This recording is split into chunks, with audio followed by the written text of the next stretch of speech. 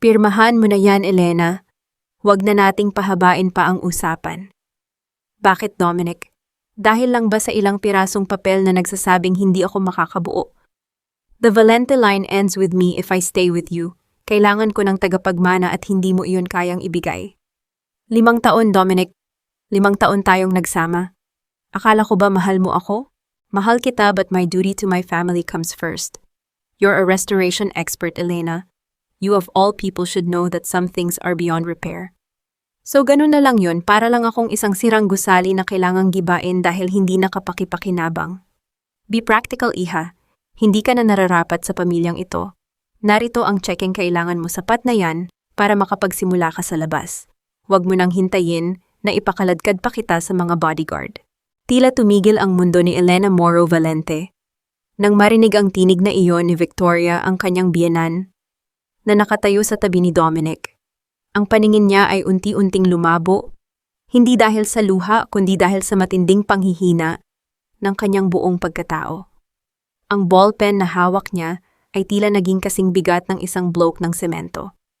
Sa bawat segundo ng katahimikan sa loob ng marangyang opisina ni Dominic sa kanilang mansion sa Tuscany, nararamdaman ni Elena ang bawat hibla ng kanyang puso na unti-unting nalalagas. Tiningnan niya si Dominic, ang lalaking ipinangako niyang mamahalin hanggang sa huling hininga niya.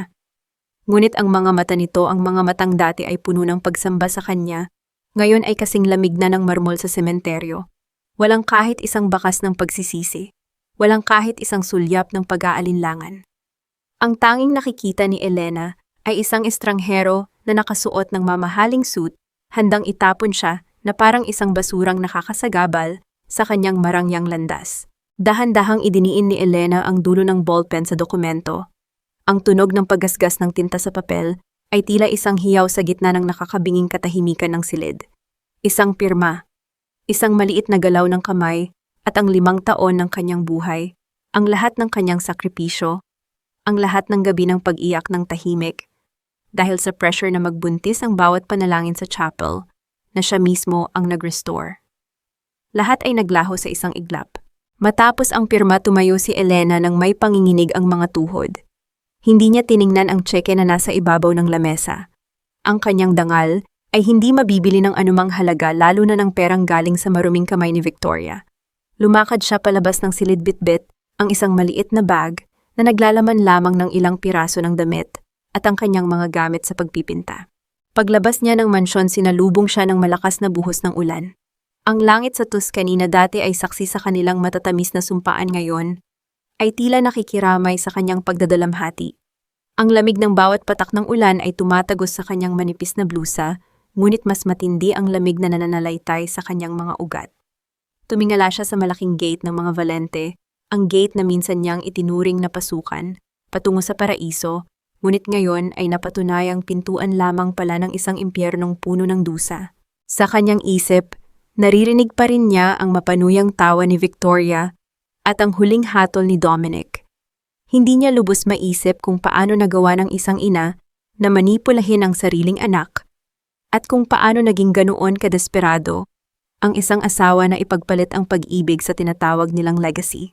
Huminga ng malalim si Elena habang naglalakad sa gitna ng putikan patungo sa kalsada. Ang bawat hakbang ay parang pagpunit sa kanyang kaluluwa. Ngunit sa kabila ng hapdi, may isang bagay na unti-unting nabubuhay sa loob niya, isang apoy na hindi kayang patayin ng ulan. Hindi na siya ang Elena na handang magpaalipin sa pag-ibig.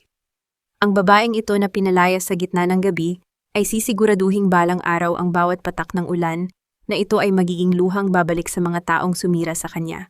Habang papaalis ang sasakyang sinakyan niya patungong airport, hindi niya alam na sa loob ng kanyang sinapupunan, may isang munting himala na nagsisimulang tumibok. Isang buhay na magiging saksi sa kanyang paghihiganti at sa kanyang muling pagbangon. Elena, kailangan mong kumain. 3 araw ka nang hindi lumalabas ng kwarto. Hindi mo mababago ang nakaraan sa pagpapakagutom. Wala na akong gana, Margot. Pakiramdam ko pati ang pagkatao ko na iwan sa Tuscany. Nandito ka na sa Montreal. Ligtas ka na sa kanila. Huwag mong hayaang mamatay ang espiritu mo dahil lang sa mga taong walang puso. Tingnan mo ang sarili mo, parang kang isang anino na lang. Anino na nga lang siguro ako. Isang aninong itinapon dahil hindi na mapakinabangan. Makinig ka sa akin. Ang mga Valente ang nawalan, hindi ikaw. Ikaw ang pinakamagaling na architect na kilala ko. Bumangon ka para sa sarili mo. Ngunit ang mga salita ng kanyang kapatid na si Margot ay tila dumaan lamang sa kabilang tainga ni Elena. Nakahiga siya sa maliit na kama sa apartment nila sa Montreal, nakatingin sa kisame na puno ng mga bitak katulad ng kanyang buhay. Ang lamig ng taglamig sa Canada ay sumusuot hanggang sa kanyang mga buto, isang matinding kaibahan sa mainit na sikat ng araw sa Italy na dati niyang kinalakihan.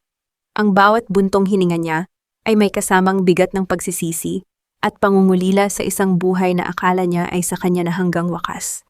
Isang hapon habang sinusubukan ni Elena na tumayo para uminom ng tubig, biglang umikot ang paligid. Ang mga dingding ng kwarto ay tila nagsasayaw at ang sahig ay naging parang ulap. Bago pa niya maabot ang baso tuluyan, nang nagdilim ang kanyang paningin. Nang magising siya, ang amoy ng disinfectant at ang puting ilaw ng ospital ang bumati sa kanya. Naroon si Margot sa tabi niya, namumugto ang mga mata, ngunit may kakaibang kislap sa mukha. Pumasok ang isang doktor may hawak na folder at tumingin kay Elena nang may banayad na senyales ng pagbati. Miss Morrow, normal ang iyong blood pressure, ngunit kailangan mong mag-ingat. Ang matinding stress at kawalan ng nutrisyon ay hindi mabuti para sa iyong kalagayan. Pahayag ng doktor sa mahinahong tinig. Anong ibig ninyong sabihin, Doc? Tanong ni Elena, ang boses niya ay halos isang bulong. You are 7 weeks pregnant, Elena. Magiging ina ka na. Ang mga salitang iyon ay tila isang malakas na kulog na yumanig sa buong pagkatao ni Elena. 7 linggo. Ang ibig sabihin, ang sanggol sa loob niya ay nabuo sa mga huling gabi nila ni Dominic sa Tuscany, ang mga gabing puno ng pait, ngunit may natitira pang alab ng pag-ibig. Isang mapait na ngiti ang gumuhit sa kanyang mga labi. Pinatunayan ng maliit na buhay na ito na ang lahat ng sinabi ni Victoria, ang lahat ng paniniwala ni Dominic, na siya ay sira at baog, ay isang malaking kasinungalingan. Sa sandaling iyon, ang takot ay napalitan ng isang matinding determinasyon. Hinawakan ni Elena ang kanyang tiyan, naramdaman ang init na tila nagbibigay sa kanya ng bagong lakas. Hindi nila malalaman ito, Margot, maring sabi niya, habang umaagos ang luha sa kanyang mga pisngi. Ang anak ko ay akin lang. Walang Valente na hahawak sa kanya. Wala silang karapatan sa isang himalang itinapon nila. Lumipas ang 4 na taon. Ang Montreal na dati ay naging kanlungan ng kanyang pighati ay naging saksi sa kanyang muling pagkabuhay. Si Elena ay hindi na ang mahinang babaeng pinalaya sa Tuscany. Siya na ngayon ay isa sa mga pinakarespetadong restoration experts sa North America. Sa bawat lumang gusali na kanyang binubuhay, tila binubuo rin niya ang mga piraso ng kanyang sariling puso. Ngunit ang pinakamalaking tagumpay niya ay si Isabel. Ang bata ay isang buhay na paalala ng lahat ng kanyang iniwan, ngunit siya rin ang dahilan ng bawat ngiti ni Elena. Si Isabel ay may mahabang itim na buhok balat na kulay olive at mga mata na kasing lalim at kasing itim ng gabi ang mga mata ni Dominic Valente. Isang gabi, habang nag-aayos si Elena ng kanyang mga portfolio, nakita niyang nakatitig si Isabel sa isang lumang larawan ng simbahan sa Tuscany na rinirestore ni Elena noon. Hinawakan ng maliit na kamay ng bata ang larawan at lumingon sa kanyang ina. Mama, maganda po rito. Dito po ba tayo pupunta? Tanong ni Isabel sa kanyang inosenteng tinig. Huminga ng malalim si Elena at hinalikan ang noo ng anak. Hindi, anak. Dito na ang buhay natin. Dito tayo ligtas. Ngunit ang tadhana ay may ibang plano. Isang gabi tumunog ang kanyang telepono. Isang tawag mula sa New York City. Ang Metropolitan Museum of Art ay naghahanap ng pinakamahusay na arkitekto para sa isang prestihiyosong proyekto sa Manhattan. Isang pagkakataon na magbibigay sa kanila ng mas magandang kinabukasan, ngunit isang hakbang na maglalapit sa kanila sa mundong pilit niyang tinalikuran. Habang tinitingnan ni Elena si Isabel, na mahimbing na natutulog, isang kaba ang namahay sa kanyang dibdib. Ang bata ay lumalaking kamukhang-kamukha ng kanyang ama. Kahit anong layo ang takbuhin ni Elena, ang dugo ng mga Valente ay nananalaytay sa mga ugat ng kanyang anak, isang lihim na tila unti-unti nang humihingi ng katarungan. Elena, is this child yours? Wala kang anak sa akin, Dominic. Hindi ba't ikaw na rin ang nagsabing broken ako at walang silbi sa pamilya mo? Look at her eyes, Elena. Those are Valente eyes. Huwag mo akong makuha-kuha sa ganyang mga sagot. Anong pakialam mo sa mga mata niya? 5 years ago you walked away without looking back. Ngayon bigla kang magtatanong, leave us alone. I can't just walk away not after seeing her. Not after feeling this. You already did, Dominic. You walked away from me and in doing so, you walked away from everything we could have been. Now please ibigay mo na ang Crayola ng anak ko at umalis ka na. Ang marangyang restaurant na Sarafina sa Manhattan ay tila naging isang maliit at masikip na hawla para kay Elena Morrow. Ang bango ng truffle oil at ang marahang tunog ng mga kubyertos na tumatama sa mamahaling porselana ay naging kasing pait ng lason sa kanyang pandama. Nakaupo siya sa table sham, ang kanyang mga kamay ay mahigpit na nakakapit sa gilid ng lamesa, habang ang kanyang puso ay tila isang tambol na nagwawala sa loob ng kanyang dibdib. Sa harap niya si Isabel ay inosenteng nagdodrawing ng isang kastilyo gamit ang kanyang paboritong kulay lilang Crayola. Ngunit ang Crayolang iyon ay gumulong tumawid sa makapal na alpombra at huminto mismo sa paanan ng isang lalaking kadarating lang. Isang lalaking may tindig na tila pagmamay-ari niya ang buong mundo, ngunit may mga matang tila may malalim na sugat na hindi kailanman naghilom. Dahan-dahang lumuhod si Dominic Valente. Ang makapangyarihang bilyonaryo, ang lalaking kinatatakutan sa mundo ng negosyo at ng mga anino, ay nagpakumbaba para lamang damutin ang isang maliit na piraso ng Crayola. Ngunit nang mag-angat siya ng tingin at magtama ang kanilang mga mata ni Isabel, tila tumigil ang pag-ikot ng mundo. Napatitig si Dominic sa bata. Ang buhok na kasing itim ng gabi, ang balat na kulay olive, at ang mga matang tila salamin ng kanyang sariling kaluluwa, mga matang Valente, na walang sino man ang pwedeng magkamali. Naramdaman ni Dominic ang isang kakaibang kuryente na dumaloy sa kanyang mga ugat, isang pamilyar na pintig na matagal na niyang kinalimutan. Sa bawat kurap ng mga mata ni Isabel, nakikita ni Dominic ang mukha ng babaeng itinapon niya 5 taon na ang nakalilipas. Thank you po, sabi ni Isabel sa kanyang maliit at malambing na tinig, isang ugaling itinuro ni Elena na puno ng paggalang. Ang tinig na iyon ay tila isang balaraw na sumaksak sa puso ni Dominic. Tumayo siya, ang kanyang mga mata ay lumipat kay Elena na ngayon ay kasing puti na ng papel ang mukha. Ang galit, ang takot, at ang matinding pangungulila ay naghalo sa hangin sa pagitan nilang dalawa. Walang ibang salitang lumabas sa labi ni Dominic, kundi ang tanong na 5 taon nang nakabaon sa kanyang budhi. Anak ko ba siya? Ang muling tanong ni Dominic, ang kanyang boses ay nanginginig sa ilalim ng kanyang awtoridad. Mabilis na tumayo si Elena at kinuha si Isabel. Tara na anak, kailangan na nating umalis. Sabi niya, ang kanyang tinig ay malamig at walang bahid ng emosyon, bagamat ang kanyang buong katawan ay nanginginig sa takot. Hindi hinintay ni Elena ang sagot ni Dominic. Kinuha niya ang kanyang bag at ang drawing ni Isabel, ngunit sa pagmamadali na iwan ang papel na may drawing ng kastilyo. Lumakad siya palabas ng restaurant nang hindi lilingon, nararamdaman ang bawat hakbang ni Dominic na tila gustong humabol sa kanya. Naiwang nakatayo si Dominic sa gitna ng restaurant, hawak ang drawing ni Isabel. Tiningnan niya ang kastilyong kulay lila at sa isang sulok ng papel, nakita niya ang maliliit na letrang isinulat ng bata, Isabel Morrow. Walang apelidong Valente, isang malaking sampal sa kanyang pagkatao. Ipinasok ni Dominic ang drawing sa loob ng kanyang mamahaling suit malapit sa kanyang puso. Ang bawat tibok nito ngayon ay hindi na para sa kapangyarihan o sa pamilya, kundi para sa batang may mga mata na tila humihingi ng katarungan para sa 5 taon na pangungulila.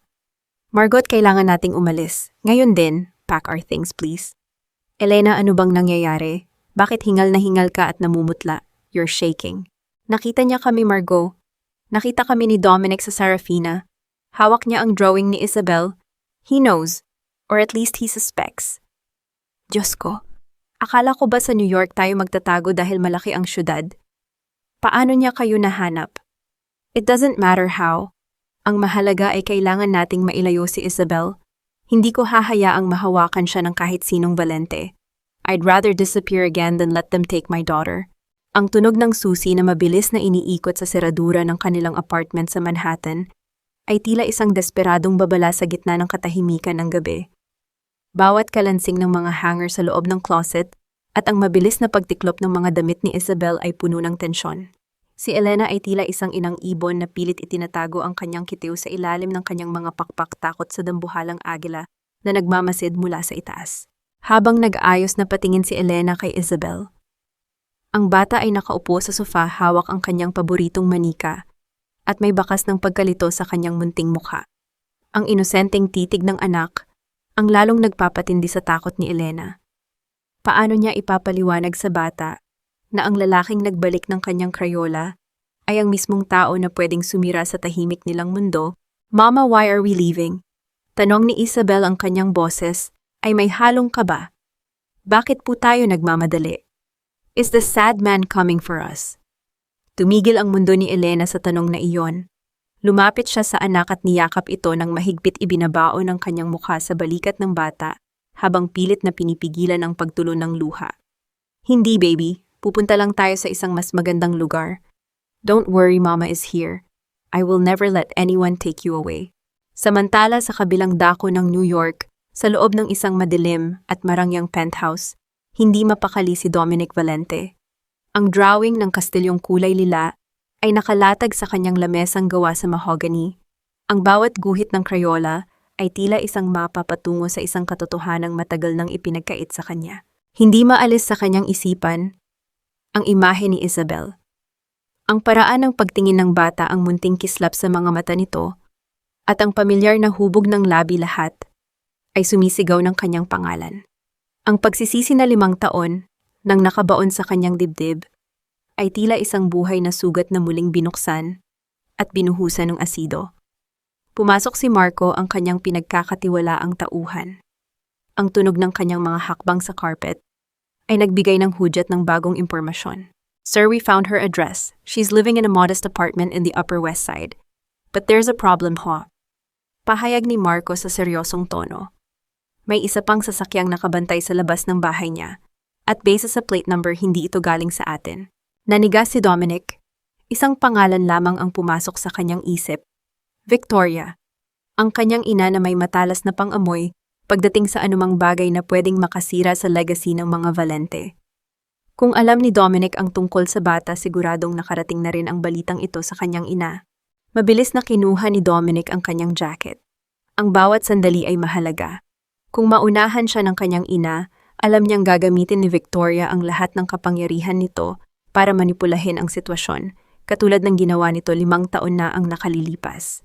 Habang nagmamaneho si Dominic sa gitna ng maingay na kalsada ng Manhattan, ang kanyang isip ay puno ng mga alaala ni Elena. Ang kanyang pag-ibig sa asawa ay hindi kailanman namatay. Nabaon lamang ito sa ilalim ng mga kasinungalingan at maling obligasyon. Ngunit ngayon, sa paglitaw ni Isabel, tila binigyan siya ng tadhana ng isang pagkakataon na ayusin ang lahat o isang pagkakataon na tuluyan na silang mawala sa kanya. Pagdating ni Dominic sa tapat ng apartment ni Elena, nakita niya ang isang itim na sasakyan na nakaparada sa dilim. Ang mga bintana nito ay madilim, tila isang mata na nagmamasid. Sa itaas, nakita niya ang silweta ni Elena sa bintana. Mabilis na isinasara ang mga kortina. Kinuha ni Dominic ang kanyang cellphone at tinawagan ang numerong nakuha ni Marco. Sa loob ng apartment, nagulat si Elena nang mag-ring ang kanyang telepono. Isang unregistered number. Nang sagutin niya ito, ang boses na narinig niya ay tila isang multo mula sa nakaraan. "Elena, huwag kang lalabas. May nagmamasid sa inyo. I'm here sa tapat ng building nyo. Open the door, please. Kailangan nating mag-usap bago pa mahuli ang lahat." Nanlamig si Elena. Tumingin siya sa bintana at nakita ang isang lalaking nakatayo sa tabi ng kanyang sasakyan. Tumingala ito at nagtama ang kanilang mga paningin, kahit sa gitna ng dilim. Sa likod naman ng apartment, isang lalaking nakasuit ang dahan-dahang lumalapit sa emergency exit, may hawak na radyo. "Masabihin mo sa akin ang totoo. Is Isabel my daughter?" "Anong pinagsasabi mo, Dominic? 5 years have passed. Bakit mo binubuhay ang multo ng babaeng iyon?" "I saw her. I saw the eyes. Hindi nagkakamali ang dugo natin, ma. Ramdam ko rito sa dibdib ko." "Eyes can deceive you, Dominic. Baka nakakalimutan mo ang resulta ng medical exam ni Elena noon. She was barren. Hindi siya makakabuo kahit anong gawin niyo. Then why is there a 4-year-old child who looks exactly like me standing right in front of her?" "Nagkataon lang iyon. Siguro ay kinuha niya ang bata mula sa kung saan para pagmukaing sayo para lang makabalik sa yaman natin. Don't be so naive, anak. Elena never asked for a single centavo when I kicked her out. 5 taon siyang nagpakahirap ng mag-isa habang tayo ay nagpapakasasa rito. Exactly, she's playing the long game. Ganyan katalino ang babaeng iyon. Huwag mong hayaang bulagin ka ng guilt na nararamdaman mo. Sa loob ng marangyang silid-aklatan ng mga Valente, ang hangin ay tila naging kasing bigat ng tingga. Nakatayo si Victoria sa harap ng malaking bintana, ang kanyang postura ay kasing tuwid ng isang reyna, habang ang amoy ng kanyang mamahaling pabango ay humahalos sa amoy ng mga lumang libro. Sa kabila ng kanyang malamig na panlabas, ang kanyang mga daliri ay bahagyang nanginginig habang hawak ang isang baso ng kristal.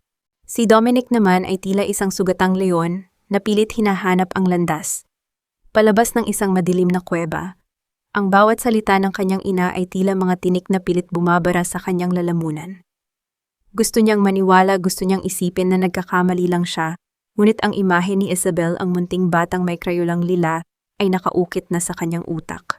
Biglang tumunog ang telepono ni Dominic. Isang video call mula kay Marco. Sa screen lumitaw ang mukha ng kanyang kanang kamay, ngunit sa likod nito ay isang matandang lalaking mukhang pagod at puno ng takot. Nanlaki ang mga mata ni Victoria nang makita ang lalaki sa screen. "Sir, we found him. Dr. Origo is here in Sardinia," seryosong pahayag ni Marco. Ang matandang doktor ay nanginginig ang mga labi. Tumingin siya sa camera, tila humihingi ng tawad sa bawat segundong lumilipas. "Senyore Valente, patawad. Hindi ko na kayang dalhin ang bigat na ito sa hukay." "Magsalita ka, Origo. Anong ginawa niyo 5 taon na ang nakalilipas?" Ang utos ni Dominic, ang boses niya ay galing sa pinakamalalim na bahagi ng kanyang galit. Ang asawa niyo, si Senyora Elena, hindi siya baog. Maayos ang kanyang matres. Ang resulta na ibinigay ko sa inyo ay huwad. Binayaran ako ni Senyora Victoria upang palitan ang mga dokumento. Sabi niya ito ang makabubuti para sa pamilya. Tila tumigil ang pag-ikot ng mundo ni Dominic. Ang bawat tibok ng kanyang puso ay naging kasing sakit ng bawat hampas ng latigo. Lumingon siya sa kanyang ina, na ngayon ay kasing puti na ng paderang mukha, ngunit may bakas pa rin ng pagmamataas sa mga mata. "I did it for you, Dominic," sigaw ni Victoria sa wakas. Ay bumigay na ang kanyang control. She wasn't one of us. Kailangan mo ng babaeng may pangalan, may koneksyon, hindi isang hamak na architect. Hindi na nakapagsalita si Dominic. Ang kanyang mga kamay ay mabilis na kinuha ang folder ng mga medical records na iniabot ni Marco kanina. Sa harap ni Victoria, dahan-dahan niyang pinunit ang mga dokumentong sumira sa kanyang buhay. Ang tunog ng napupunit na papel ay tila bawat hibla ng pagkatao ni Dominic na kinalas mula sa pagkakagapos sa kanyang ina. "Pinatay mo ang pagkatao ko para sa manama. Pinilit mo akong itapon ang kaisa-isang babaeng nagmahal sa akin ng totoo." Ang boses ni Dominic ay galing sa isang lugar na puno ng pait. At ang mas masakit, hinayaan mong lumaki ang anak ko na walang ama dahil lang sa pride mo. Sa matinding puot, hindi na nagawang pigilan ni Dominic ang kanyang galit. Hinampas niya ang kanyang kamao sa lamesang kristal. Ang tunog ng pagkabasag nito ay umalingaw-ngaw sa buong mansyon. Ang bawat pira-piraso ng kristal ay tumalsik sa sahig, tila mga luha ng pagkatalo at pagsisisi na ngayon lang bumuhos. "Sir," bulong ni Dr. Origo mula sa kabilang linya. "May isa pa kayong dapat malaman. Hindi lang ako ang nakakaalam. Si Luningning, ang yaya niyo noon, siya ang nakakita ng iabot ng iyong ina ang pera sa akin. Siya ang may hawak ng mga liham na hindi nakarating kay Elena." Napatigil si Dominic. Luningning, ang matandang yaya na bigla na lamang pinaalis ni Victoria 5 taon na, ang nakalilipas sa paratang na pagnanakaw. Ngayon ang lahat ng piraso ng puzzle ay unti-unti nang nabubuo. Lumakad si Dominic palabas ng silid, hindi tinitingnan ng kanyang inang. Ngayon ay nakaluhod na sa gitna ng mga basag na kristal. Ang kanyang isip ay nasa isang tao lang, si Elena, at sa isang lihim na kailangan niyang mabuksan bago ang lahat ay maging huli na. "Pumili ka, Dominic. Ang pamilyang Valente at ang lahat ng yaman na pinaghirapan namin ng iyong ama, o ang babaeng iyan na walang ibang dala kundi kahihiyan sa ating pangalan." Kahihiyan ma, ikaw ang kahihiyan ng pamilyang ito. Ang bawat sentimo ng yamang ipinagmamalaki mo ay may bahid ng luha ni Elena. Huwag kang magmalinis. Ginawa ko lang ang nararapat para hindi mahaluan ng dugong mahirap ang ating angkan. Hindi na babagay ang isang hamak na architect sa trono ng mga Valente. Kung ganoon, ayoko na sa trono mo. Isaksak mo sa baga mo ang legacy na sinasabi mo. Kapag lumabas ka sa pintong ito, wala kang makukuha kahit isang duling na kusing. Mabubuhay ka ba nang wala ang kapangyarihan ko? 5 taon nang patay ang kaluluwa ko sa loob ng mansyong ito, Ma. Ngayon pa lang ako uli magsisimulang huminga. Ang marangyang sala ng mansyon ng mga Valente, na dati ay simbolo ng katatagan at karangyaan, ay tila isang nagbabagang impyerno sa mga sandaling iyon. Nakatayo si Victoria sa paanan ng malaking hagdanan. Ang kanyang mukha ay parang maskarang gawa sa porselana, matigas, maputi at puno ng puot. Ang bawat salitang lumalabas sa kanyang bibig ay tila lason na pilit pinapainom kay Dominic. Ngunit ang kanyang anak ay hindi na ang masunuring prinsipe na dati niyang nakokontrol. Tumingin si Dominic sa paligid ng mansyon. Ang mga mamahaling painting, ang mga chandelier na gawa sa kristal at ang mga antigong kagamitan na kasing tanda na ng kanilang pangalan, lahat ng ito ay biglang nawalan ng ningning sa kanyang paningin. Nakikita niya sa bawat sulok ang anino ni Elena, si Elena na tumatawa sa hardin, si Elena na tahimik na nagtatrabaho sa kanyang studio, at si Elena na umiiyak habang kinaladkad ng mga bodyguard palabas ng gate na ito. 5 taon na ang nakalilipas. Dahan-dahang itinaas ni Dominic ang kanyang kaliwang kamay. Hinawakan niya ang kanyang mamahaling relo, isang Patek Philippe, na regalo ni Victoria noong siya ay naging CEO. Ang tunog ng pagkalas ng strap ng relo ay tila ang huling hibla ng koneksyon niya sa kanyang ina. Inilapag niya ang relo sa ibabaw ng lamesang marmol nang walang pag-aalinlangan. Sumunod ang kanyang wallet, ang mga credit card na kulay itim, at ang susi ng kanyang mga sports car. Ano ang ginagawa mo? Ang tanong ni Victoria, ang kanyang boses ay nanginginig na sa takot na baka tuluyan na niyang mawala ang tanging alas ng kanyang buhay. I'm leaving, Ma. Not just the company but this house of lies. Malamig na tugon ni Dominic. Lahat ng ibinigay mo na iiwan dito. Ang tanging dadalhin ko ay ang aking konsensya at ang pangalang balang araw ay lilinisin ko mula sa iyong dungis.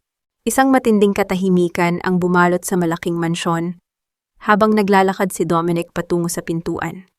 Ang tunog ng kanyang mga sapatos sa makintab na sahig ay tila isang marcha ng kalayaan. Bawat hakbang ay parang pagtanggal ng isang mabigat na kadena na matagal nang pumipigil sa kanyang pagkatao. Pakiramdam ni Dominic ay bumabagsak na ang turing-garing na kinatatayuan niya, ngunit sa halip na matakot, nakaramdam siya ng isang kakaibang gaan sa kanyang dibdib. Paglabas niya ng gate, hindi siya lumingon. Hindi niya tiningnan ang kanyang inang ngayon ay sumisigaw na sa loob ng bahay, tinatawag ang kanyang pangalan ng may halong sumpa at pagmamakaawa. Ang dilim ng gabi ay hindi na nakakatakot para kay Dominic. Ito ay tila isang malinis na papel na handa na niyang sulatan ng bagong kwento. Habang naglalakad sa kalsada, kinuha ni Dominic ang kanyang personal na cellphone, ang tanging bagay na hindi binili ng pera ni Victoria. Hinanap niya ang numero ni Elena. Ang kanyang mga daliri ay nanginginig, hindi dahil sa lamig, kundi dahil sa bigat ng katotohanang kailangan niyang ipagtapat. Sa loob ng kanyang apartment, nagulat si Elena nang mag-vibrate ang kanyang cellphone sa ibabaw ng bedside table. Sa gitna ng katahimikan ng gabi, ang liwanag ng screen ay tila isang babala. Sinagot niya ang tawag, ngunit hindi siya nagsalita. Elena Kupat. Ang tinig ni Dominic ay basag puno ng emosyon na tila sasabog anumang sandali. Alam ko na ang lahat. Alam ko na ang ginawa ni Mama. Alam ko na ang tungkol kay Isabel. Patawad pa. Patawad dahil naging bulag ako sa loob ng 5 taon. Napatigil ang paghinga ni Elena. Ang bawat salita ni Dominic ay tila isang balaraw na sumasaksak sa kanyang mga lumang sugat. Ang katahimikan sa kabilang linya ay naging kasing lalim ng karagatan, habang ang baon ng emosyon ay nagsisimulang gumulo sa kanilang mga puso. Umalis ka na, Dominic. Basang-basa ka na sa ulan. Hindi mo kailangang magpaawa rito. Hayaan mo akong mabasa, Elena. Baka sakaling sa paraang ito ay mahugasan ng langit ang lahat ng dumi at kasalanan na dinala ko sa buhay mo. Kahit ulanin ka pa hanggang bukas, hindi niyan maibabalik ang 5 taon na ninakaw mo sa amin ni Isabel. Ang bawat patak ng ulan na iyan ay walang-wala sa bawat luhang ibinuhos ko noong pinalayas niyo ako. Alam ko, handa akong magbayad, Elena. Handa akong magmakaawa hanggang sa mawalan ako ng tinig, basta hayaan mo lang akong makita ang anak ko. Kahit sa malayo lang. Wala kang anak dito, ang anak ko ay akin lang. Umalis ka na bago ko patawagin ang mga pulis. Ang malamig na hanging dala ng ulan sa New York ay humahagupit sa katawan ni Dominic Valente. Ngunit mas matindi ang hagupit ng bawat salitang lumalabas sa bibig ni Elena. Nakatayo siya sa tapat ng pintuan ng apartment, basang-basa, Ang kanyang mamahaling suit na ngayon ay wala ng silbi, habang ang kanyang buhok ay nakadikit na sa kanyang noo. Ang kanyang mga mata na dati ay puno ng awtoridad ngayon, ay tila dalawang balon ng pagsisisi at pagpapakumbaba. Sa kabilang panig ng pintuan, nakasandal si Elena pilit na pinipigilan ang kanyang paghikbi. Nararamdaman niya ang presensya ni Dominic sa labas, ang init ng lalaking dati niyang kanlungan, na ngayon ay naging simbolo ng kanyang pinakamalaking bangungot. Tumingin siya sa maliit na butas ng pinto peephole at nakita ang isang Dominic na hindi niya kailanman nakilala, isang taong tila nawalan ng lahat, isang taong handang lamunin ng dilim para lamang sa isang pagkakataon. Matapos ang ilang minuto ng katahimikan, narinig ni Elena ang mabibigat na hakbang ni Dominic papalayo. Ngunit hindi ito tuluyang umalis. Mula sa kanyang bintana, nakita ni Elena na tumawid lamang si Dominic sa kalsada at sumilong sa isang maliit na waiting shed. Doon nanatili siyang nakaupo, nakatingin sa bintana ng apartment ni Elena, tila isang tapat na bantay na ayaw iwan ng kanyang tungkulin. Nang sumunod na araw, nalaman ni Elena mula kay Margot na si Dominic ay nagrenta ng isang maliit at lumang kwarto sa kabilang kanto. Ang dating bilyonaryo na nakatira sa isang palasyo sa Tuscany ay nakikipagsapalaran ngayon sa isang masikip na studio apartment na amoy lumang kahoy at alikabok. Walang mamahaling sasakyan, walang mga bodyguard, at walang kapangyarihan. Si Dominic ay naging isang ordinaryong tao sa gitna ng malawak na New York, isang lalaking nagtatrabaho bilang isang construction consultant para lamang may pambayad sa upa at pangkain. Isang hapon sa parke habang naglalaro si Isabel sa slide, nakita ni Elena si Dominic sa malayo. Nakasuot ito ng simpleng t-shirt at pantalon, malayo sa imahe ng isang Don Valente. Hindi ito lumalapit, na nanatili lamang sa ilalim ng isang puno. Pinapanood ang bawat galaw ng bata ng may ngiti na puno ng pait at tamis. Nang madapa si Isabel at bahagyang magasgasan ang tuhod, hindi napigilan ni Dominic ang kanyang sarili. Mabilis siyang tumakbo patungo sa bata. Ngunit bago pa niya ito mahawakan, nakita niya ang babala sa mga mata ni Elena. Tumigil siya ilang pulgada ang layo mula sa kanyang anak. "Are you okay, little one?" Ang tanong ni Dominic sa mahinahong tinig. Ang kanyang mga kamay ay nanginginig sa pagnanais na buhatin ang bata. Tumingin si Isabel sa kanya, ang kanyang malalaking mata ay puno ng kuryosidad. "You're the crayon man," sabi ng bata na aalala ang tagpo sa restaurant. "Why are you always here? Do you like my park too?" Isang masakit na ngiti ang gumuhit sa mga labi ni Dominic. "Yes, I like this park because a very brave little girl plays here." Kinuha ni Dominic ang kanyang panyo at dahan-dahang iniabot kay Isabel. "Here, use this for your knee, para hindi na masakit." Pinanood ni Elena ang tagpong iyon mula sa malayo. Ang kanyang puso ay tila isang lupang tigang na unti-unting nadidiligan ng pag-aalinlangan. Nakikita niya ang katapatan sa mga mata ni Dominic, ang tunay na pagbabago na hindi kayang bayaran ng salapi. Ngunit ang takot na muling mawasak ay mas matindi pa rin kaysa sa kagustuhang magpatawad. Nang makauwi sila sa apartment, naging tahimik si Elena. Ngunit ang katahimikang iyon ay nabasag ng may kumatok sa kanyang pinto. Hindi ito si Dominic. Isang lalaking nakasuit, may dalang leather na folder at may mukhang kasing tigas ng bato. "Miss Elena Moro," ang tanong ng lalaki. "I am a representative of the Valente estate. This is a formal subpoena. Mrs. Victoria Valente is filing for a petition for custody over Isabel Moro. We will see you in court." Nanlamig ang buong pagkatao ni Elena. Ang subpena ay tila isang liham mula sa impyerno. Sa ibaba ng dokumento, nakita niya ang tatak ng pamilya Valente, ang tatak na sumira sa kanyang buhay noon at muling nagtatangkang kuhanin ang tanging dahilan ng kanyang paghinga. Naisara ni Elena ang pinto at napasandal dito, ang kanyang mga kamay ay mahigpit na nakakapit sa papel. Sa labas, sa ilalim ng malamig na ilaw ng poste, nakatayo pa rin si Dominic, hindi alam na ang kanyang ina ay muling naglunsad ng isang digmaan na dudurog sa lahat ng kanyang sinimulan. Hindi mo ba naiisip ang kinabukasan ng bata, Elena? Isang maliit na apartment, walang kasiguraduhan ng trabaho, at isang inang palaging abala sa pag-restore ng mga lumang gusali. Isabel deserves the Valente name and everything that comes with it. Hindi pangalan ang kailangan ng anak ko, Victoria. Pagmamahal at katotohanan ang kailangan niya, dalawang bagay na hindi kailanman kayang ibigay ng pamilya niyo. Don't be selfish, Iha. You are unfit to raise a Valente heir. Look at yourself, you're struggling. This isn't about you anymore. It's about the legacy that my granddaughter deserves. Ang tanging legacy na alam nyo ay ang manira ng buhay at bumili ng mga tao. Over my dead body, Victoria. Hindi nyo makukuha si Isabel. Ang loob ng marangyang silid ng korte sa Manhattan ay tila naging kasing lamig ng isang freezer. Nakaupo si Elena sa tabi ng kanyang abogado, ang kanyang mga kamay ay mahigpit na nakakapit sa isang panyo na basang-basa na ng kanyang pawis. Sa kabilang panig nakaupo si Victoria Valente, kasing tigas ng isang estatwa, suot ang kanyang mamahaling itim na terno at mga perlas na tila mga butil ng yelo sa kanyang leeg. Ang bawat sulyap ni Victoria ay puno ng panlilibak, tila tinitingnan niya si Elena bilang isang insektong dapat lamang tapakan. Nagsimulang magsalita ang abogado ni Victoria, isang lalaking may matalas na boses, na tila hinihiwa ang katahimikan ng silid. Ipinakita nito ang mga litrato ni Elena na nagtatrabaho hanggang gabi, ang mga ulat tungkol sa kanyang madalas na paglipat ng tirahan, at ang paratang na itinago niya ang bata sa tunay nitong ama sa loob ng 4 na taon. Bawat salita ay tila isang balaraw na sumasaksak sa dangal ni Elena bilang isang ina. Your Honor. Ang maring sabi ng abogado, Miss Morrow has proven to be unstable. She deprived a father of his right and a child of her heritage. The Valente family can provide a life of security that this woman can only dream of. Nararamdaman ni Elena ang pag-ikot ng kanyang paligid. Ang takot na mawala si Isabel ay tila isang malaking alon na unti-unting lumalamon sa kanya. Napatingin siya sa pintuan ng korte naghahanap ng kahit anong pag-asa. At doon sa gitna ng tensyon pumasok si Dominic. Hindi siya ang Dominic na inaasahan ng lahat. Wala siyang suot na mamahaling suit. Suot niya ang kanyang simpleng polo na may bahid pa ng alikabok mula sa trabaho.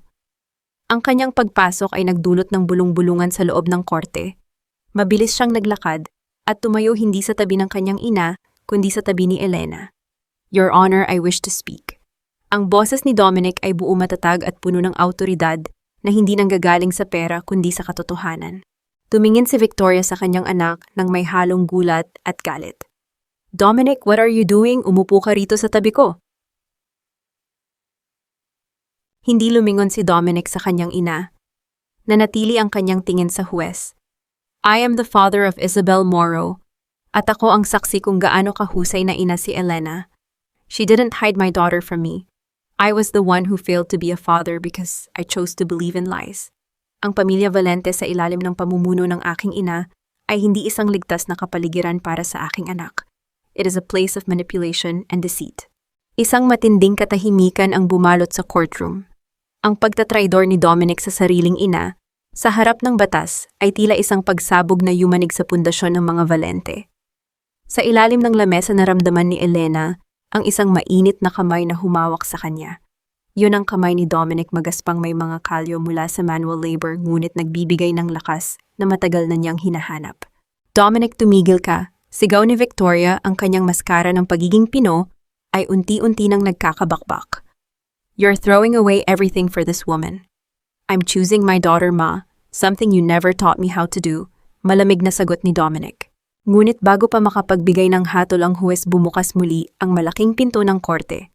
Isang matandang babae ang pumasok, nakasuot ng simpleng barot saya, may hawak na isang lumang kahon na gawa sa nara. Ang kanyang mga hakbang ay dahan-dahan, ngunit may kasiguraduhan. Nanlaki ang mga mata ni Victoria. Ang kanyang mukha ay nawalan ng kulay, tila nakakita ng isang multong nagbalik mula sa hukay. Si Dominic naman ay napatayo, ang kanyang puso ay tila gustong tumalon sa kaba. Yaya luningning, ang bulong ni Dominic sa gitna ng pagkamangha. Ang matandang babae ay tumingin kay Elena, pagkatapos ay kay Victoria at sa huli ay sa huwes. Dala ko ang katotohanan na 5 taon nang nakabaon, Your Honor. Ang katotohanan tungkol sa kung paano pinatay ng babaeng ito ang kaligayahan ng sarili niyang anak. Anong ginagawa ng babaeng ito rito? She is a thief. Your Honor, pinalayas ko ang babaeng iyan dahil nagnakaw siya sa akin 5 taon na ang nakalilipas. Ang tanging ninakaw ko, Victoria, ay ang mga pagkakataong kinuha mo sa kanila. Ninakaw ko ang mga ebidensyang pilit mong ipinasunog para manatiling bulag ang anak mo. You are lying. Binayaran ka ni Elena para mag-imbento ng kwento, hindi ba magkano ang ibinigay niya sa iyo? Hindi lahat ng tao ay nabibili ng pera mo, Victoria. May mga bagay na mas mahalaga pa sa pangalan ng mga Valente. ang katotohanan, at ang konsensya ng isang matandang tulad ko. Enough tumahimik ka-guard ilabas ang babaeng ito. Ang boses ni Victoria Valente ay pumitlag sa loob ng courtroom matinis at puno ng desperasyon. Ang kanyang mga mata ay nanlilisik habang nakatingin kay Yaya Luningning, ang matandang babaeng nag-alaga kay Dominic mula pagkabata. Ngunit sa pagkakataong ito hindi na tinag ang matanda. Dahan-dahang inilapag ni Luningning ang lumang kahon na gawa sa nara sa ibabaw ng lamesa ng testigo. Ang bawat kalansing ng kahoy sa lamesa ay tila isang hatol na nagpatahimik sa buong silid. Dahan-dahang binuksan ni Luningning ang kahon. Mula sa loob ay inilabas niya ang mga pakete ng mga gamot na dapat sana ay para sa fertility ni Elena, ngunit pinalitan ni Victoria ng mga placebo at pampagulo ng hormones. Inilabas din niya ang mga orihinal na sulat ni Dr. Origo na nagpapatunay sa sabutan nila ni Victoria. Ngunit ang pinakamasakit sa lahat ay ang isang tumpok ng mga liham na may mga selyo ng Tuscany. Ito ang mga liham na isinulat ni Dominic para kay Elena noong mga unang buwan ng kanilang paghihiwalay. Ang basag na tinig ni Luningning ay umalingaw-ngaw sa katahimikan. At ito naman ang mga sulat ni Elena na humihingi ng tulong, mga sulat na sinasabing buntis siya. Ngunit lahat ng ito ay hinarang ni Victoria. Ipinatago niya sa akin para sunugin, ngunit hindi ko nagawa. Napatingin si Dominic sa mga liham. Nakikilala niya ang sarili niyang sulat kamay. Ang mga papel na iyon ay may mga bakas ng tuyong luha, mga salitang humihingi ng tawad, at nagmamakaawang bumalik si Elena. Lumingon siya kay Elena na ngayon ay nakatakip ang mga kamay sa kanyang bibig. Ang mga luha ay walang tigil na dumadaloy sa kanyang mga pisngi. Ang 5 taon ng kanilang pagkakalayo ay hindi dahil sa kawalan ng pag-ibig, kundi dahil sa isang pader ng kasinungalingan na itinayo ng sarili niyang ina. Victoria Valente, ang boses ng huwes ay naging kasing lamig ng yelo. Ang mga ebidensyang ito ay hindi matatawaran. Hindi lamang ito usapin ng custody, ito ay usapin ng fraud at malisyosong paninira sa buhay ng ibang tao. Tumingin si Victoria sa paligid. Ang mga tao sa loob ng korte ay nakatingin sa kanya ng may pandidiri. Ang kanyang reputasyon, ang kanyang trono, na pilit niyang pinangalagaan sa loob ng maraming taon, ay gumuho sa harap ng lahat. Wala na siyang makitang kakampi, kahit ang kanyang sariling anak ay nakatingin sa kanya na tila siya ay isang estranghero. Matapos ang ilang sandali, ibinaba ng huwes ang kanyang gavel. Ang tunog ng pagpukpok ng kahoy sa lamesa ay tila huling hininga ng kapangyarihan ni Victoria. The petition for custody is hereby dismissed. Miss Elena Moro retains full custody of Isabel Moro, at maglalabas ang korting ito ng investigasyon laban kay Victoria Valente para sa mga krimeng nabanggit. Nang matapos ang pagdinig, lumapit si Dominic kay Elena sa labas ng courtroom. Ang kanyang mga mata ay namumula puno ng pagsisisi na tila hindi na kayang punan ng anumang salita. Gusto niyang hawakan ang kamay ni Elena, gusto niyang sabihing handa na siyang bumawi, ngunit bago pa siya makalapit, huminto si Elena. Tumingin si Elena kay Dominic ng may malalim na pait. Ngayon alam mo na ang katotohanan, Dominic. Alam mo nang hindi ako ang nagkulang. Pero huwag mong isipin na dahil lumabas ang totoo, ay maibabalik na natin ang lahat. Elena, please, I'll do anything. Gagawin ko ang lahat para maging pamilya tayo uli. Ang pagsusumamo ni Dominic. Hindi sapat ang katotohanan para burahin ang 5 taon na wala ka sa tabi ko nung naghihirap ako. Ang malamig na sagot ni Elena habang pinupunasan ang kanyang luha. Hindi mababayaran ng ebidensya ang bawat gabi na tinatanong ni Isabel kung nasaan ang tatay niya at wala akong masagot. Tumalikod si Elena at kinuha si Isabel mula kay Margo. Habang naglalakad sila papalayo, naiwang nakatayo si Dominic sa gitna ng hallway mag-isa, habang ang tunog ng mga hakbang ni Elena ay unti-unting nawawala, tila isang pintong muling nagsasara sa kanyang harapan. Elena, hayaan mo na ako rito. Mabigat ang mga librong iyan para sa iyo. Kaya ko na, Dominic. Sanay ako sa mabibigat na pasanin, nakalimutan mo na ba? I know, alam kong sanay ka, pero hindi mo na kailangang mag-isa sa lahat ng pagkakataon. Nandito na ako. Huwag mong isipin na dahil lang tinutulungan mo ako sa mga gamit ko, ay mapapatawad na kita ng ganoon kabilis. Ang tiwala, Dominic, ay hindi parang sirang gusali na mabilis mong mapipinturahan para magmukhang bago uli. I'm not asking for a shortcut, Elena. Handa akong maging pundasyon uli kahit gaano pa katagal bago mo ako hayaang pumasok sa loob. Lumipas ang mga linggo matapos ang kaguluhan sa korte at ang New York na dati ay naging saksi sa kanilang muling pagkikita ay unti-unti nang nagbabago ang kulay sa paningin ni Elena. Hindi na si Dominic ang makapangyarihang Don Valente na nakaupo sa itaas ng kanyang toring garing. Ngayon makikita siya sa mga construction sites sa paligid ng syudad, suot ang simpleng maong at t-shirt na may bakas ng pawis at alikabok. Nagtatrabaho siya bilang isang ordinaryong consultant, ginagamit ang kanyang talino sa negosyo para sa maliliit na kumpanya malayo sa karangyaan ng kanyang nakaraan. Tuwing linggo mayroon silang tahimik na kasunduan. Dinadala ni Dominic si Isabel sa parke, habang si Elena ay nakaupo sa isang bench, sapat ang layo para magmasid, ngunit sapat din ang lapit para makasiguro sa kaligtasan ng kanyang anak. Pinagmamasdan ni Elena ang malaking pagbabago sa lalaking dati niyang minahal. Ang mga kamay ni Dominic na dati ay makinis at tanging ballpen lang ang hawak ngayon ay may mga kalyo na at bahagyang magaspang. Ngunit sa tuwing hahawakan nito ang munting kamay ni Isabel tila nagiging kasing lambot ito ng bulak. Isang hapon sa gitna ng sikat ng araw na unti-unti nang humahalik sa mga dahon ng puno, dinala ni Dominic ang isang maliit na bisikleta. Mayroon itong training wheels at kulay rosas ang mga handle. "Isabel, are you ready to ride like a big girl?" Tanong ni Dominic, ang kanyang mga mata ay nagniningning sa tuwa habang tinutulungan ang anak na sumakay. "But I'm scared, Daddy, baka po mahulog ako." Ang sigaw ni Isabel mahigpit ang kapit sa manibela. "I won't let you fall, I promise. I'll be right here holding the seat. Just keep pedaling, sweetheart." Ang mahinahong sagot ni Dominic. Mula sa kanyang kinalalagyan, naramdaman ni Elena ang isang pamilyar na kurot sa kanyang puso. Pinanood niya si Dominic na tumatakbo sa tabi ng bisikleta, baluktot ang likod at pawis na pawis habang walang tigil sa pagtawa si Isabel. Sa bawat padyak ng bata, tila may isang piraso ng pader sa puso ni Elena ang dahan-dahang natitibag. Nakikita niya sa mga mata ni Dominic ang isang bagay na hindi kailanman kayang bilhin ng pera ni Victoria, ang tunay na kaligayahan ng isang ama. Nang mapagod ang bata at maupo sa damuhan, para kumain ng merienda, lumapit si Dominic kay Elena.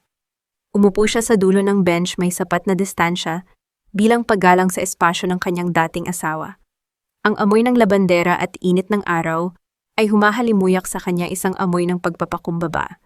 "Alam mo, Elena," ang simula ni Dominic nakatingin sa malayo habang pinapanood si Isabel na naglalaro ng kanyang manika. "Noong nasa Tuscany tayo, akala ko ang pinakamagandang bagay na nagawa mo ay ang pag-restore sa simbahan. Pero nagkamali ako. Ang pinakamagandang obra maestra mo ay si Isabel. She is perfect. And I hate myself for missing 4 years of her life." Hinahanap ka niya noon, Dominic. Ang mahinang tugon ni Elena, ang kanyang boses, ay tila isang malungkot na himig.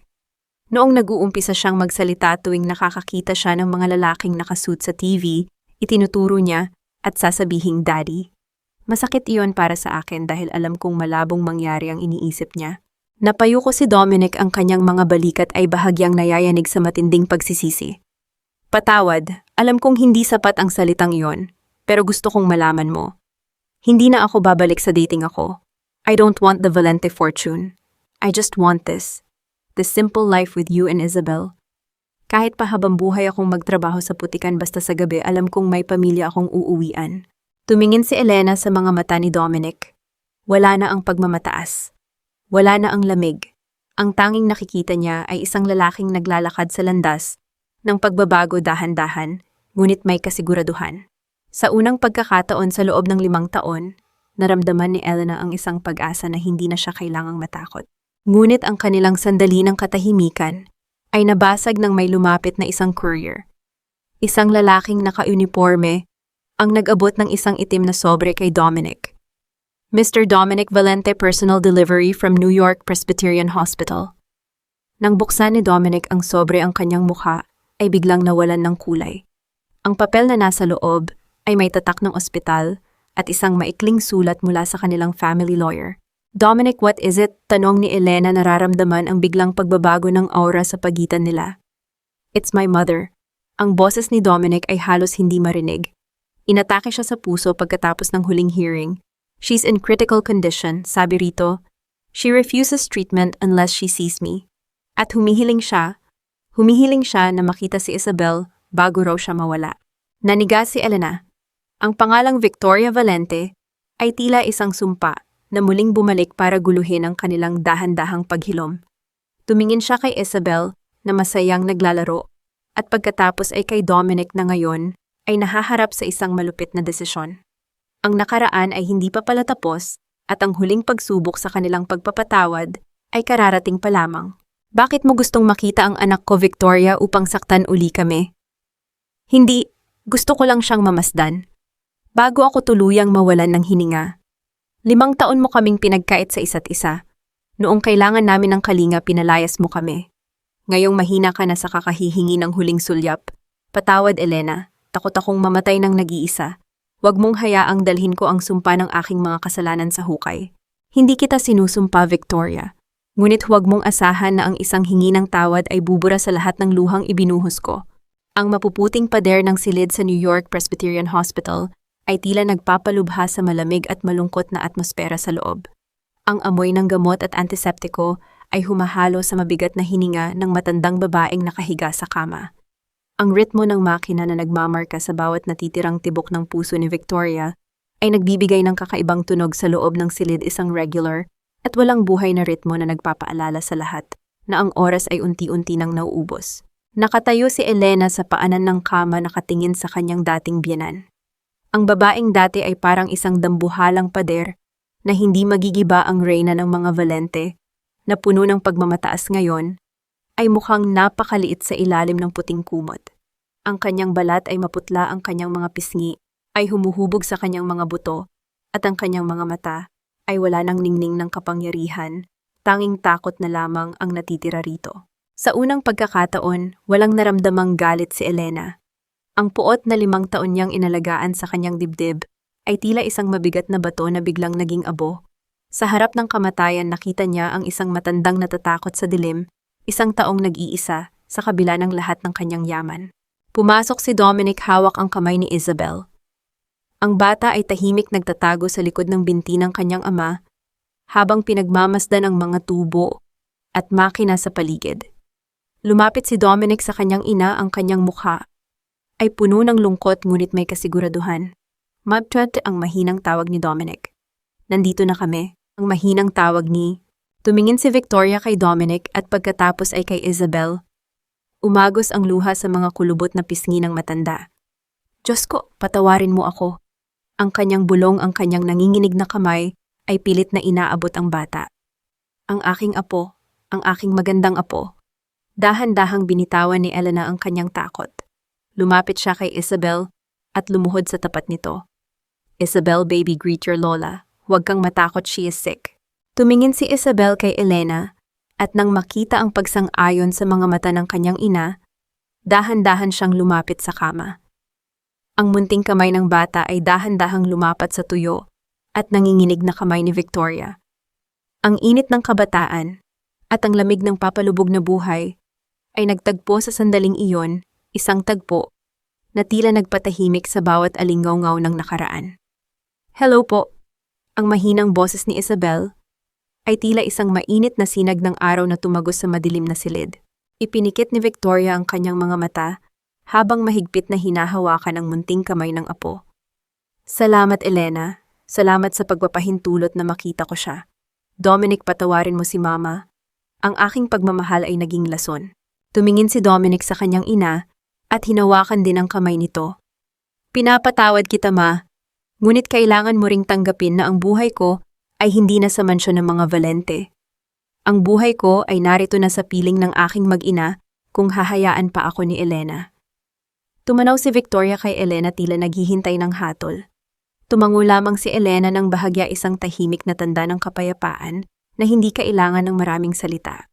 Lumipas ang 3 araw matapos ang hapon sa ospital. Si Victoria ay dahan-dahan nang bumubuti ang lagay, bagamat ang kanyang kapangyarihan sa pamilya ay tuluyan nang natapos dahil sa pagbawi ni Dominic sa kanyang sariling buhay. Isang hapon sa hardin malapit sa Metropolitan Museum of Art, ang lugar kung saan muling nagtagpo ang kanilang mga pangarap sa New York, naglalakad sina Dominic at Elena habang si Isabel ay masayang hinahabol ang mga kalapati sa damuhan. Ang sikat ng araw sa dapit hapon ay nagbibigay ng gintong liwanag sa paligid. Huminto si Dominic sa tapat ng isang lumang fountain. Lumingon siya kay Elena, ang kanyang mga mata ay puno ng determinasyon na hindi nagmumula sa kanyang lumang kapangyarihan, kundi sa katapatan ng kanyang puso. Dahan-dahang lumuhod si Dominic sa harap ni Elena sa tapat mismo ng sementadong daan, walang pakialam sa mga taong dumadaan. Kinuha niya ang isang simpleng singsing na pilak mula sa kanyang bulsa, isang singsing na binili niya mula sa kanyang sariling sweldo bilang isang construction consultant. Elena Binbuatam. Ang boses ni Dominic ay nanginginig, ngunit puno ng pag-ibig. Wala na akong mansyon na maiaalok sa iyo. Wala na akong milyon-milyong dolyar para bilhin ang mundo. Ang tanging maibibigay ko na lang sa iyo ngayon ay ang aking buong pagkatao, ang aking tapat na pag-ibig, at ang aking buhay bilang ama ni Isabel at asawa mo. Will you build a new tomorrow with me? Will you marry me, Elena? Nanigas si Elena. Tumingin siya sa singsing na pilak at pagkatapos ay sa mukha ng lalaking sumira sa kanya noon, ngunit nagpakumbaba upang muling buuin ang kanilang pangarap ngayon. Ang hangin ng New York ay tila may dalang bulong ng nakaraan, at ang huling sagot ni Elena ay nakasalalay na lamang sa isang hakbang patungo sa hinaharap. Hindi ko akalaing babalik tayo rito, Dominic. Sa mismong kapilya kung saan nagsimula ang lahat. Dito nagsimula ang ating pag-ibig, Elena. At dito rin natin bubuuing muli ang ating pangarap. We lost 5 years, Dominic. Maraming nagbago sa atin. Hindi na ako ang batang arkitekto na madaling mabulag sa mga pangako. Alam ko, at handa kong gugulin ang bawat natitirang segundo ng buhay ko para bawiin ang 5 taon na iyon. Hindi bilang si Don Valente, kundi bilang asawa mo. Hindi madali ang magmula sa simula, at lalong hindi madaling magtiwala muli. Kahit gaano pa kahaba ang landas lalakarin ko kasama mo, basta huwag mo lang akong bibitiwan. Ang mainit na sikat ng araw sa Tuscany ay dahan-dahang yumayakap sa mga burol na puno ng mga puno ng olibo at ubas.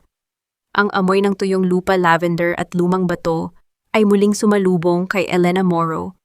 Nakatayo siya sa tapat ng maliit na kapilyang bato na siya mismo ang nag-restore. Maraming taon na ang nakalilipas ang kapilyang naging saksi sa kanilang unang sumpaan ni Dominic at naging saksi rin sa kanyang pinakamasakit na pag-alis. Ngunit ngayon ang kapilya ay hindi na simbolo ng kalungkutan.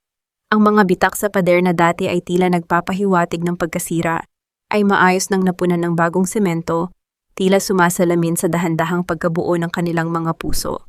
Ang seremonya ng kanilang kasal ay napakasimple, malayo sa marangya at mapagkunwariyang kasal na plinano ni Victoria Valente noon. Walang mga sikat na personalidad, walang mga mamahaling reporter, at walang mga kasosyo sa negosyo. Naroon si Margot nakangiti habang may luhang nangingilid sa kanyang mga mata. Naroon din si Yaya Luningning nakasuot ng kanyang pinakamagandang barot saya, may dalang panyo na basang-basa na ng luha ng kagalakan. At si Isabel, ang munting bata ay suot ang isang simpleng puting bestido, may hawak na maliit na basket ng mga bulaklak ng lavender. Ang kanyang tawa ay umaalingaw-ngaw sa paligid, nagbibigay ng buhay sa lumang kapilya na matagal nang naging tahimik. Nang magsimulang magsalita ang pari, tumitig si Elena sa mga mata ni Dominic. Wala na ang mamahaling Patek Philippe sa kanyang pulso. Wala na ang aura ng isang makapangyarihang pinuno ng pamilya Valente. Ang nakatayo sa harap niya ay ang lalaking naglakas loob, natalikuran ang lahat ng kayamanan para lamang sa kanyang kaligtasan at kapayapaan. Ang mga mata ni Dominic ay basa ng luha, ngunit may kakaibang kislap ng katapatan at pagpapakumbaba.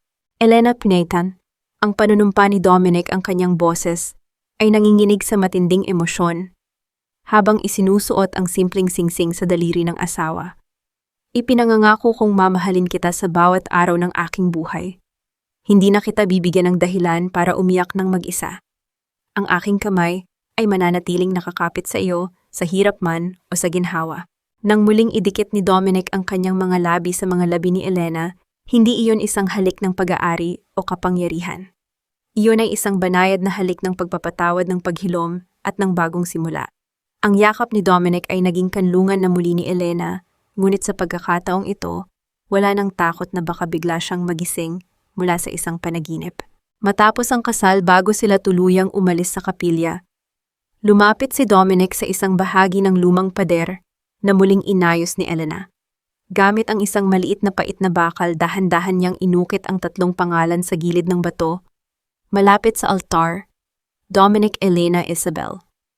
Ang 3 pangalan na nakaukit na ngayon, sa mismong pundasyon ng simbahan, tila isang patunay na ang pamilyang ito ay hindi na kailanman muling magkakahiwalay. Tumingin si Elena sa kanyang asawa at anak na ngayon ay masayang naglalakad sa ilalim ng gintong dapit hapon ng Tuscany. Lumapit siya kay Dominic, sumandal sa kanyang balikat at hinawakan ang kamay ni Isabel. Ang kahapon ay tapos na, Dominic, ang mahinang bulong ni Elena habang nakatingin sa papalubog na araw. Ang bukas ay atin na.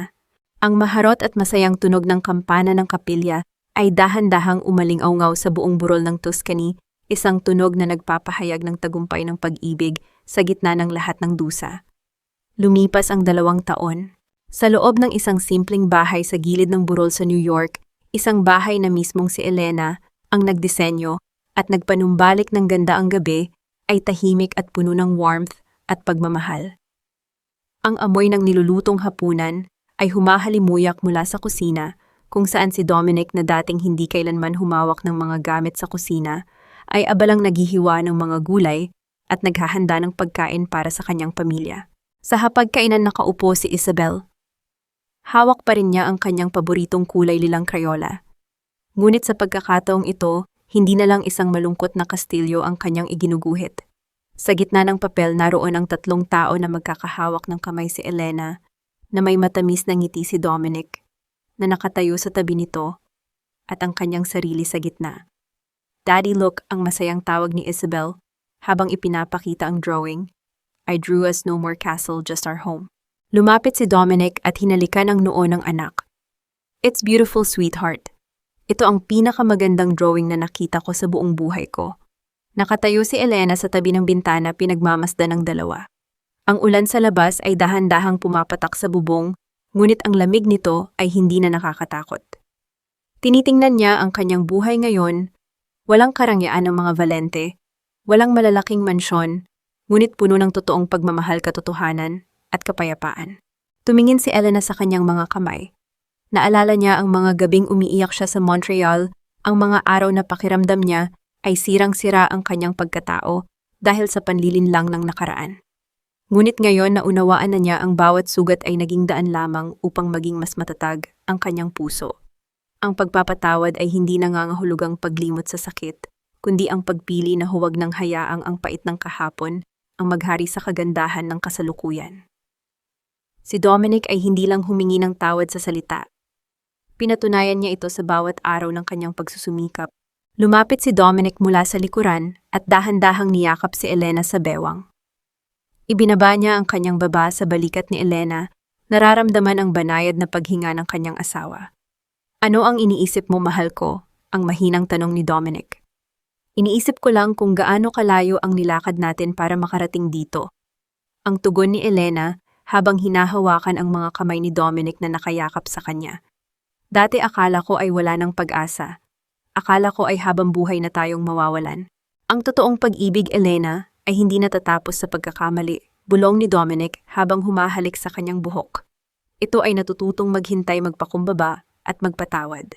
Lumapit si Isabel at kumapit sa kanilang mga binti, dahilan upang lumuhod ang dalawa at yakapin ang bata. Sa gitna ng simpleng silid na iyon sa piling ng bawat isa, nahanap nila ang kapayapaang matagal na ipinagkait ng mundo.